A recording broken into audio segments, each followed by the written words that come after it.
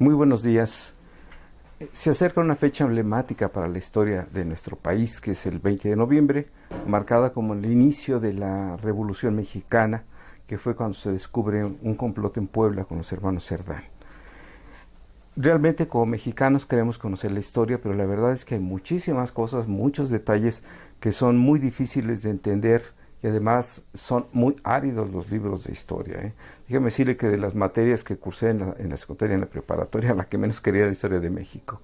Sin embargo, hace tiempo leí La Decena Trágica, un libro escrito por Paco Ignacio Taibo II. Me pareció de una claridad inusitada y dije, si así nos enseñara la historia sería otra cosa. Recién que fui a la Ciudad de México encontré este libro enorme que se llama Pancho Villa, una biografía narrativa. Este libro nos permite ver con muchísima claridad qué pasó en la Revolución Mexicana.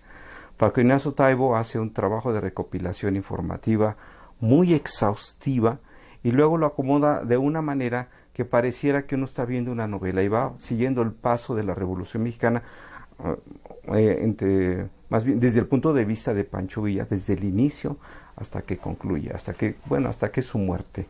La verdad es que es tan intensa y tan emocionante ver cada batalla que fue librando y con muchísimos detalles, qué pasó, cuántos fueron los heridos, cómo estaban siendo abastecidos, cuáles eran las fuerzas en conflicto, con un detalle increíble. Donde hay menos información, obviamente, es en su nacimiento y en su etapa de bandolero, pero la etapa revolucionaria está altamente documentada. Al final de cada capítulo pone todas las referencias, todas las fuentes informativas que consultó para construir ese capítulo y vemos que son un sinfín, desde fuentes narrativas, fotográficas, novelas, cuentos que se escribieron en el tiempo, crónicas de periódicos, en fin, recopila toda la información posible para ordenarla de una manera narrativa, amena, intensa, vívida, que de tal manera que Pancho Villa se va a convertir en uno de los libros capitales para entender la Revolución Mexicana. ¿Qué encontramos en Pancho Villa? Para empezar, empieza a desmitificarlo. No le gustaba el alcohol, no bebía alcohol, era abstemio. Le gustaban los helados de fresa. Y dormía siempre en un lugar diferente porque estaba siempre pensando cuándo lo iban a matar. Su vida siempre pendiente de un hilo. Pero otro lado, al momento de leerlo, nos vamos a encontrar que no solamente era un gatillero y era un cuate que tenía muchas mujeres. Sí, tenía muchas mujeres, se casó muchísimas veces. Total, él era la ley en cierta medida. Pero lo más importante que encontramos es que es un hombre sumamente inteligente.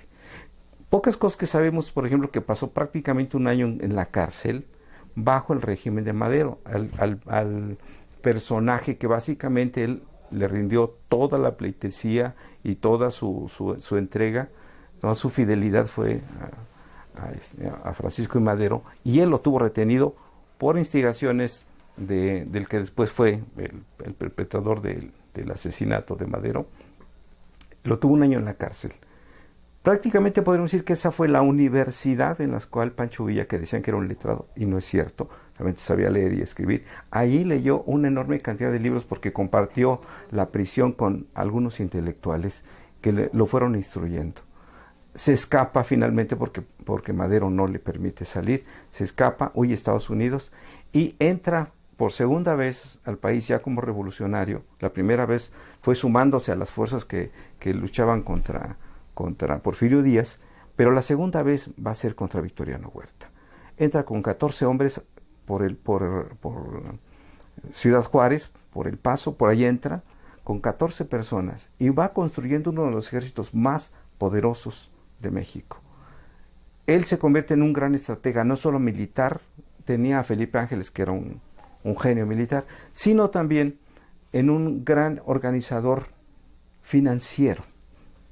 Incautó muchísimos bienes, particularmente de españoles o de norteamericanos que tenían las minas, que tenían los campos, que tenían los algodones, que tenían las fábricas, y fue creando fondos financieros cuando compró muchísimas armas en Estados Unidos. Entonces, al mismo tiempo que veía la estrategia militar, también veía cuestiones de gobierno, cuestiones de financiamiento, reparto agrario, justicia, en fin, era un hombre que estaba prácticamente en todas partes y en todos los temas. hubiera sido tal vez uno de los mejores presidentes. De ahí entonces que Carranza le tuviera siempre miedo. Trató de bloquearlo por muchas maneras, no le permitió, por ejemplo, entrar directamente a Torreón, no le permitió tomar Zacatecas, y sin embargo los tomó. Y no hubo poder humano, no hubo Carranza. Y ya cuando Carranza estaba en la Ciudad de México, después de que Victoriano Huerta había huido, no pudo detener la presencia, la enorme presencia. Donde se paraba el hombre era vitoreado. Sabían que no era un sanguinario, que no era un asesino, era un hombre noble y era un hombre altamente justiciero. Esa semblanza queda muy, muy clara en esta enorme biografía de Paco Ignacio Taibo II, que es un enorme logro. La verdad es el libro capital para poder entender nuestra historia, porque ahí se dan todos los resortes que vemos ahora en la política. La raíz está en la Revolución Mexicana. Un libro recomendable. Soy Jeremías Ramírez.